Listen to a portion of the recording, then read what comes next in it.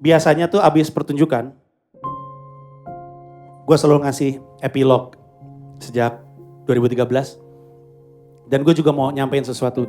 Ini beneran gue pengen nyampein karena gue emang peduli sama lu. Lu tahu kan hubungan gue dan lu sebagai penikmat karya gue tuh dekat sekali. Gue mau nyampein sesuatu kepada lu dan moga-moga ini bisa jadi sesuatu yang lu pegang. I genuinely care about you guys. Gue tahu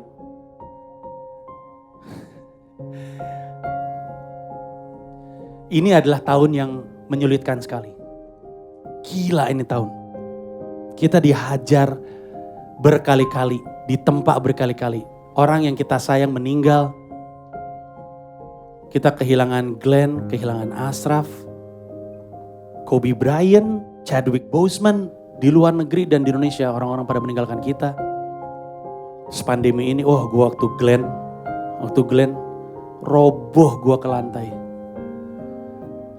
Orang gak ngerti betapa berartinya Glenn buat gue.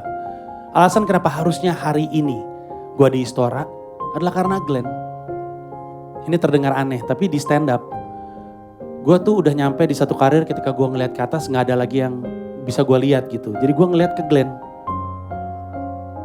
Kayak jalan, abis itu di depan lo ada abang lo, dan lo jalan di bawah bayangannya dia. Dan tiba-tiba bayangannya hilang, dan lo ngerasa aneh gitu. Kayak gue jalan gak ya? Aneh banget. Gue selalu ngejar apa yang Glenn lakukan. Glenn manggung di JCC, gue bikin di JCC. Glenn bikin di Istora, gue bikin di Istora. Gue ngelakuin apapun yang Glenn lakuin. Kecuali mati tentunya. Terus, dan gue emang sedih. Bukan main karena Glenn meninggal, sedih. Abis itu duka gue hilang, tapi masih ada rasa sedih. Gue sedih karena joke gue tentang Glenn Fredly gak ada yang bisa gue pakai. Gue banyak loh joke bagus-bagus tentang Glenn Fredly, gak bisa gue pakai, nanti orang gak simpati lagi sama gue.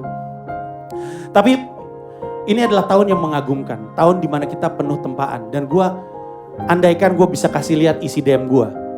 Hampir setiap hari orang tuh cerita sama gue betapa dia hampir menyerah. Dan gue dalam DM itu berusaha untuk bilang untuk enggak, jangan dulu.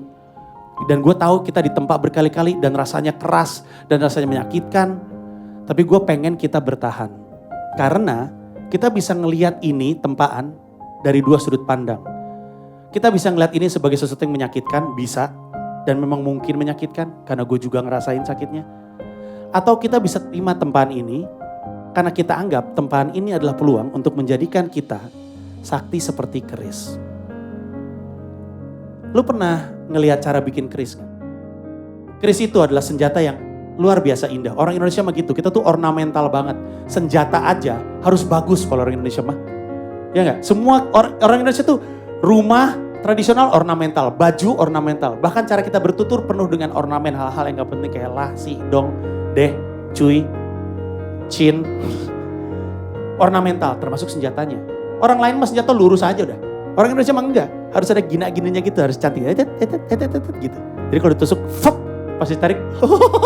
Gitu. Kan soalnya kan ada geriginya gitu kan. Gitu. Udah pernah ditusuk keris belum? Belum. Cobain dah. Tusuk terus. Ya geli. Mati abis itu. Nah, tapi keris itu luar biasa. Nah, cara membuat keris itu luar biasa rumit. Pertama-tama keris itu dibikin sama besi pilihan. Nggak bisa besi sembarangan. Nggak bisa kayak pagar rumah oglek gitu, gue jadiin keris deh, gak bisa dia, karatan gitu gak bisa. Bahkan konon ya, keris-keris legendaris itu terbuat dari metal yang datang dari meteor, katanya dibikin jadi keris. Nah jadi keris itu dibuat dari besi pilihan. Dimasukin ke tungku yang panas banget. Keluar dari tungku itu dihajar, ditempa, jeder terus aja. Masukin tungku lagi dibakar, sama merah, keluar lagi dihajar, jeder, ditempa berkali-kali sampai tipis.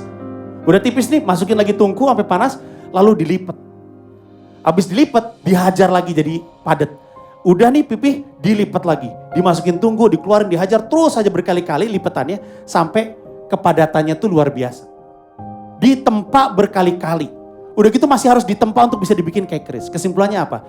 Keris gak ada yang sekali tempa. Supaya bisa jadi kayak gitu, dia ditempa berkali-kali. Nah kita bisa ngerasa tempaan ini adalah sebuah siksaan. Bisa. Dan gue ngerti, I don't blame you. Tapi gue ngajak nih. I'm throwing my hand out. Gue ngajak kita untuk menerima tempaan ini sebagai peluang karena kita tahu kalau kita bertahan di tempat berkali-kali di akhir tahun ini kita akan mengagumkan.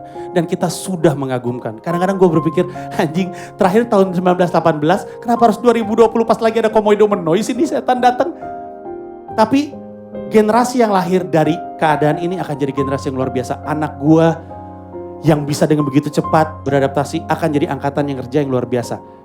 Dan kita bisa bertahan. Kenapa? Karena kita tahu ketika yang ditempa adalah kita, berarti kita adalah pilihan. Karena keris itu, besinya juga besi pilihan. Nggak besi sembarangan. Nah lu mungkin percaya Tuhan, mungkin lu percaya Allah, lu percaya Yesus, mungkin lu percaya alien. Tapi it's unbelievably hard to deny that we were chosen. Ini angkatan kita yang dipilih untuk ditempa. Kita tuh pilihan. Jadi yang kita harus lakukan adalah bertahan. Gue tahu nih kita dipanasin di tempat.